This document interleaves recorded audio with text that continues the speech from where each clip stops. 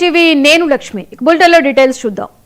తుఫాన్ హెచ్చరికల నేపథ్యంలో మంత్రి నిమ్మల రామానాయుడు ఇరిగేషన్ శాఖ ఉన్నత అధికారులతో వీడియో కాన్ఫరెన్స్ నిర్వహించారు.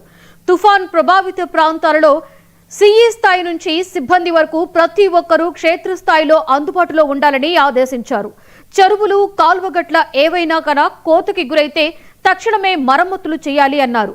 ప్రాజెక్టు నీరు దిగువకు విడుదల చేసే ముందు లోతట్టు ప్రాంత ప్రజలకు ముందస్తు హెచ్చరికలు జారీ చేయాలి అన్నారు.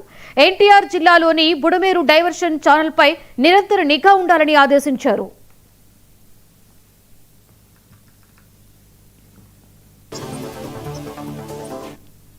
అంతా తుఫాన్ ప్రభావాన్ని దృష్టిలో పెట్టుకుని ఇరిగేషన్ డిపార్ట్మెంటు ఈరోజు ఏదైతే స్పెషల్ చీఫ్ సెక్రటరీ, అదేవిధంగా మన irrigation adviser and irrigation ENC, అదేవిధంగా కడ కమిషనర్ ప్రశాంతి గారు, ఇతర ఉన్నతాధికారులతో కలిసి ఈరోజు CE, SE, EE, DE, AE level వరకు కూడా ఈరోజు కాన్ఫరెన్స్ తీసుకోవడం జరిగింది.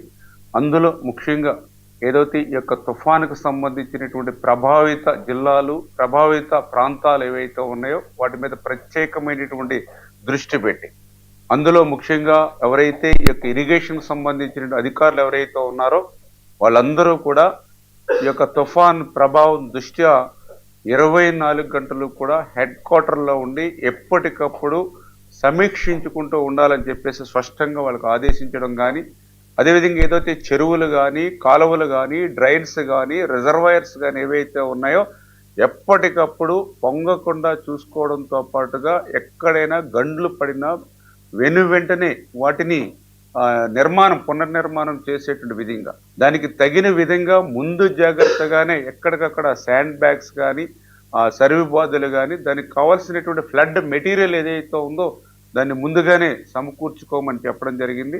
పాత్రికేయ మిత్రులందరికీ కూడా ముందుగా నమస్కారాలు తెలియజేసుకుంటూ, ఏదైతే